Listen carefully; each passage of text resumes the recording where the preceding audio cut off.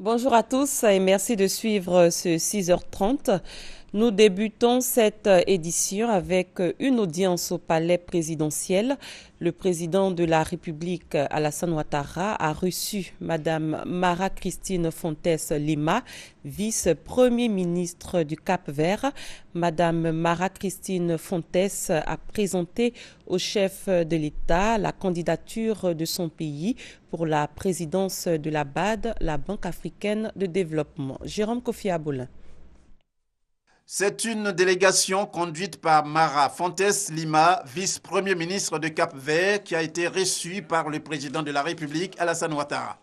En tant que chef de délégation, Christina Fontes Lima a dit être venue présenter au chef de l'État la candidature pour la présidence de la BAD de son ministre des Finances en la personne de Christina Duarte. J'ai l'honneur d'apporter et de remettre au président Ouattara un message de son Excellence, le président de la République du Cap-Vert, M. Georges Fonseca, justement pour présenter au poste de président de la BAD, Madame Christina Duarte. C'est la ministre des Finances du Cap-Vert depuis une dizaine d'années. Et si on a des succès ou des résultats, on dépose un bilan intéressant pour ce qui est du développement au Cap-Vert, c'est dû aussi à elle. Alors, on pense qu'on a ici une bonne candidate, mais comme vous savez, il faut quand même venir écouter les présidents, les demander leur appui. Ici, c'est ça qu'on est venu faire. Madame la ministre Christina Duarte a pu quand même présenter les axes de son programme de candidature et on a été encouragé par le président qui pense qu'on doit effectivement travailler pour, au niveau de la CEDEAO, avoir une candidature. Il passe divisé, on est d'accord là-dessus. Et on attend qu'on a un bon candidat et que la meilleure candidate soit notre candidate. Pour Mara Christina Fontes Lima, tout le monde gagnerait à soutenir sa candidate au regard de l'expérience acquise, notamment dans le domaine des finances. Élaborer une boussole pour une orientation efficace de l'action publique, c'est l'objectif d'un atelier organisé hier par le Bureau national de la prospective et de la veille. La rencontre s'est ouverte à Agboville, la capitale de l'Agné-Biatiassa. Le ministre d'État, ministre du Plan et du Développement, a engagé les experts à mener une étude sans complaisance. Lanciné Bakayoko, Francis Boifo pour le compte-rendu.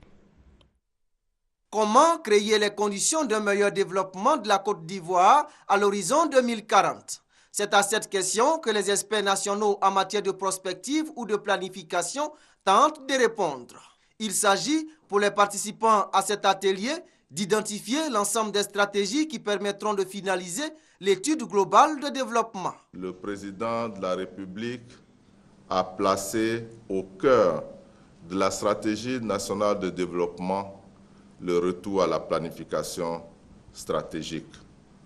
L'achèvement de l'étude nationale prospective 2040 est devenu pour le gouvernement une priorité.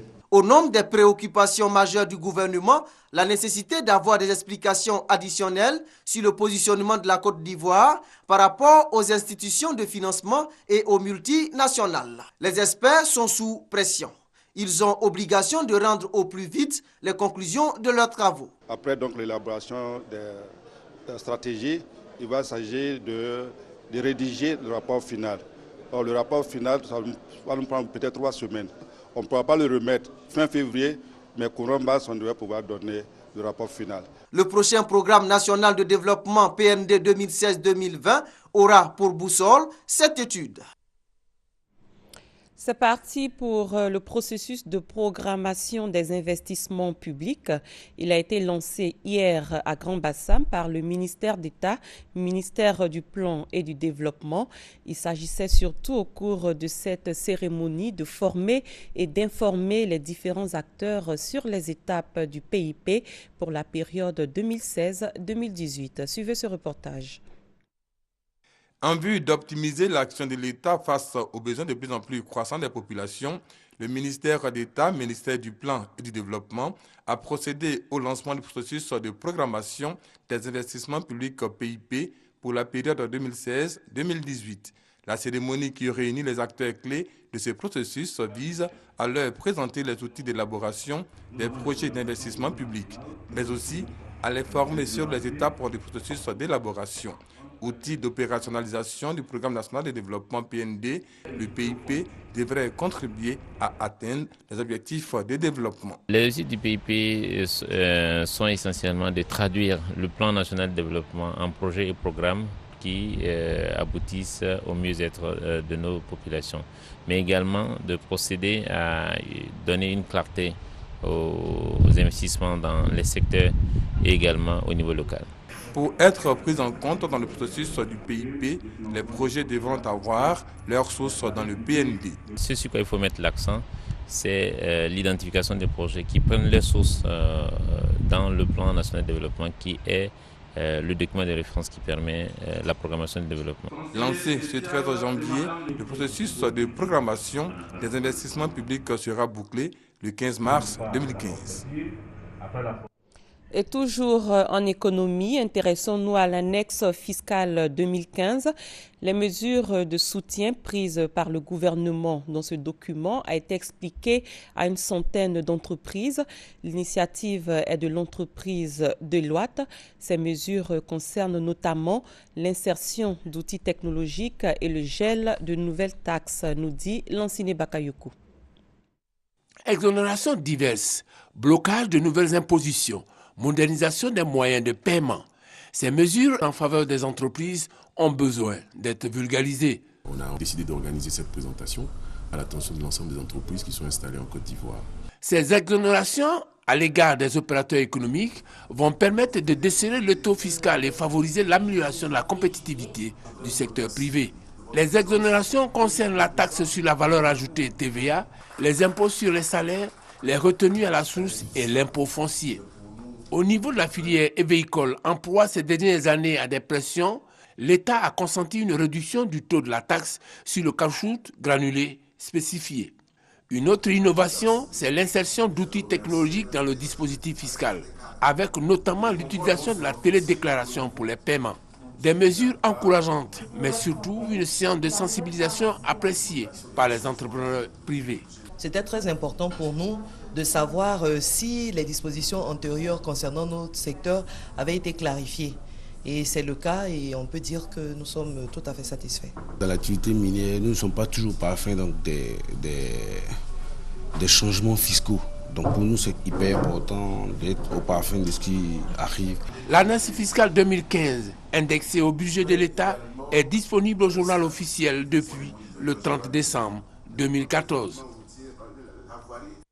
Le reportage de Lansine Bakayoko est commenté par Noël Gnagno. Vieux de 57 ans, le pont de Boisflé a subi l'épreuve du temps. Cette infrastructure ne répondait plus au trafic routier actuel et sa traversée constituait un danger pour les usagers. Aujourd'hui, tout ceci n'est qu'un mauvais souvenir. Ce pont a été remplacé par un autre plus moderne. Les travaux ont duré 2 ans. Le pont de Boisflé va être bientôt inauguré. Pour l'heure, je vous invite à redécouvrir ce pont, ce qu'il était avant. Et Francis Boifo, dans ce reportage, Abou Sanogo, dans ce reportage, nous fait un zoom sur l'ancien pont de Boisflé. Ceci n'est plus un pont, même s'il y ressemble. Juste un assemblage de ferraille. Un tablier qui a visiblement souffert sous le poids de véhicules surchargés et autres types de camions. En plus, les barres de fer qui servent de protection le long de la passerelle sont en grande partie endommagées. Sa traversée constitue un réel danger pour les usagers. Elle se fait par une voie unique et donne la priorité aux véhicules qui font leur entrée dans la ville. Aucun dépassement entre 2 véhicules n'est possible. L'ouvrage, qui a plus de 50 ans, a subi l'épreuve du temps et de l'usage. Ça a commencé à dégrader même actuellement, c'est cassé encore. Alors on a les 1000 problèmes, ça casse nos lampes, ressort tout ça là. Et si il y a voiture problème de Dalois, tu veux dire de garer pour attendre les autres. Et souvent quand vous forcez le passage, il y a des accidents graves. Si tu es bagarre sur ta tête là, tu viens là. Dis, gros camion vient, ça balance même. Et c'est pourquoi la construction d'un nouveau pont plus moderne est perçue comme une bouffée d'oxygène pour les populations de la Marawi. Nous-mêmes, on a eu des difficultés sur le pont. On a eu un camion qui a été qui a croisé une voiture au bon milieu du pont là-bas. Le pont est bienvenu. Il y avait plein d'accidents, il y avait plein de morts. Les motos font accident sur le pont, ça ne nous arrange pas. S'il y a un nouveau pont, c'est bon. C'est un grand soulagement pour la population de Boisflé, en particulier nous les transporteurs. Vraiment, nous remercions le président de la République et le gouvernement. Avant qu'on prenait nos vivriers, souvent, les gros camions tombaient dans le pont. Aujourd'hui, nos produits vont circuler normalement. Le nouveau pont de Boisflé, dont les travaux ont duré 2 ans, sera inauguré ce 15 janvier par le président de la République, Alassane Ouattara. Visite du ministre de l'Enseignement supérieur à l'université Félix Houphouët-Boigny de Cocody.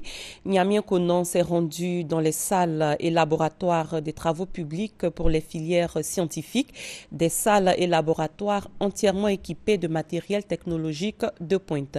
On en parle avec Moussa Konaté. Des salles et laboratoires entièrement rénovés et équipés avec du matériel technologique de pointe pour les filières scientifiques de l'université Félix Houphouët-Boigny. Le ministre de l'Enseignement supérieur et de la Recherche scientifique visite les installations. Le constat que nous avons fait sur place, c'est que sur une centaine de salles, 60 salles sont déjà aux normes.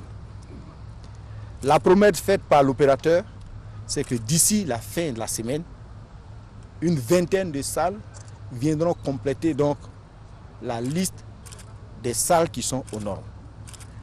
Et au plus tard, le 15 février, selon leur engagement, ils en auront fini de la normalisation des problèmes d'électricité dans les salles de TP.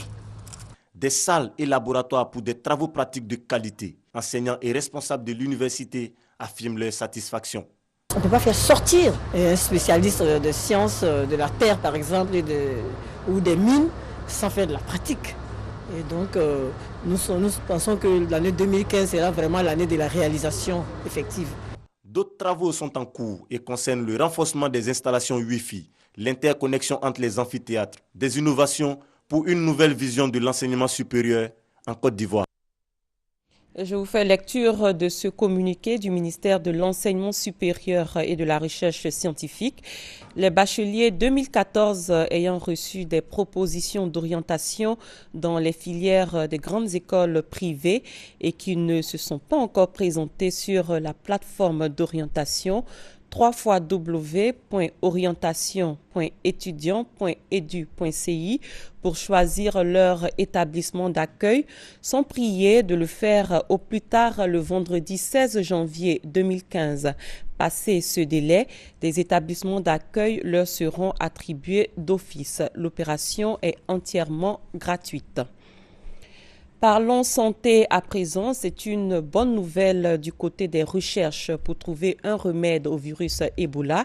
Outre les traitements d'appoint, des tests cliniques avec 2 potentiels vaccins vont bientôt démarrer selon l'Organisation mondiale de la santé. Mieux, un traitement expérimental est testé depuis le 2 janvier au Libéria. Sylvie Toury. Peut-être le début d'une solution définitive à la fièvre hémorragique Ebola. Le Libéria, le pays le plus touché par le virus, teste depuis le 2 janvier dernier un traitement expérimental contre le virus. Son nom, Brincidofovir ou BCV. Il est administré aux patients détectés positifs au virus. Les patients qui viennent à Elwa 3 sont contrôlés par nos collègues de MSF. On leur fait des tests sanguins et s'il apparaît qu'ils sont infectés par le virus d'Ebola, ils ont l'opportunité de participer à l'essai clinique. C'est entièrement sur une base volontaire. Déjà 10 jours que ce traitement est expérimenté au Libéria, mais trop tôt pour évaluer son efficacité. L'ONG espère qu'au moins 100 volontaires prendront part à ce nouveau traitement. De son côté, l'OMS a annoncé 2 vaccins potentiels qui devraient être administrés à des dizaines de milliers de personnes. Je suis sûre que nous sommes tous d'accord que l'année 2014 restera dans nos mémoires comme l'année où le virus Ebola a mis l'humanité au défi. Mais aujourd'hui, je suis contente de vous dire que je crois que l'année 2015 restera dans nos mémoires comme l'année où l'humanité a utilisé ses plus grands génies scientifiques pour contre-attaquer. Les premiers tests cliniques commenceront au Libéria en fin janvier et seront réalisés ensuite en février en Guinée et en Sierra Leone, a indiqué la directrice générale adjointe de l'OMS et responsable de la mobilisation contre Ebola auprès de l'organisation. Et sachez que le prochain numéro de l'hebdomadaire satirique Charlie Hebdo sera dans les kiosques aujourd'hui. Il s'agit du premier numéro depuis l'attaque terroriste qui a décimé la rédaction mercredi 7 janvier à Paris, causant la mort de 12 personnes. Et ce 1178e numéro de Charlie Hebdo sera tiré à 3 millions d'exemplaires contre 60 000 habituellement. Il sera vendu dans 25 pays. En attendant, hier, le chef de l'État a présidé l'hommage solennel aux 3 policiers tués dans l'attentat. On en parle avec Alexis Ouedraogo. Le titrage du numéro des survivants du Charlie Hebdo est porté à 3 millions d'exemplaires. Selon Patrick André, directeur général de la maison lyonnaise de presse, la demande autour de ce Charlie Hebdo relevé de ses cendres est importante. Pour le premier million d'exemplaires, toute la recette devrait aller au journal, le réseau de distribution ayant accepté de travailler gratuitement. Dès demain matin, il y aura effectivement des exemplaires chez tous les marchands de journaux. Il y aura sans doute des ruptures de vente puisqu'on ne peut pas prévoir par avance là où ça va se vendre le plus. Mais l'avantage, c'est que comme on va réassortir tous les jours, le message qu'il faut faire passer, c'est à tout le monde. On va servir tout le monde. Soyez juste un petit peu patient si jamais vous ne l'avez pas demain. Ce mardi, dans la cour de la préfecture de police à Paris, le chef de l'État, lui, a présidé l'hommage solennel aux 3 policiers tués. Ahmed Mirabé, Franck Brinsalaro et Clarissa Jean-Philippe ont perdu la vie la semaine dernière. Ils l'ont perdu dans l'attentat contre Charlie Hebdo et la prise d'otage de la porte de Vincennes. Ils ont été faits à titre posthume chevaliers de la Légion d'honneur par le chef de l'État. Un hommage national à l'ensemble de ces victimes devrait être rendu la semaine prochaine dans la cour d'honneur des Invalides, a-t-on appris de sources gouvernementales. Un peu plus loin, le corps des 4 juifs français tués vendredi à Paris dans l'attaque du magasin Cacher sont arrivés. Ils ont été enterrés à l'aube à Jérusalem. Mohamed Merah, Yoav Yatab, Johan Cohen, âgé d'une vingtaine d'années, Philippe Braham, la quarantaine, et François-Michel Saada, la soixantaine, font partie des 17 personnes tuées. Les attentats qui ont mis la France en état de choc ont suscité une mobilisation sans précédent contre le terrorisme. Le ministre français de l'Intérieur, Bernard Cazeneuve, a annoncé la mobilisation de 4 700 policiers et gendarmes en vue de renforcer la protection des 717 écoles et lieux de culte juifs en France. Le Premier ministre israélien, qui a pris part dimanche à la marche de Paris, s'est recueilli lundi devant le supermarché de la Porte de Vincennes. Il a salué la détermination de la France contre l'avancement du terrorisme. C'est la fin de ce 6h30. Merci de l'avoir suivi. L'information continue sur notre site www.rti.ci. Quant à moi, je vous souhaite un très bon début de journée.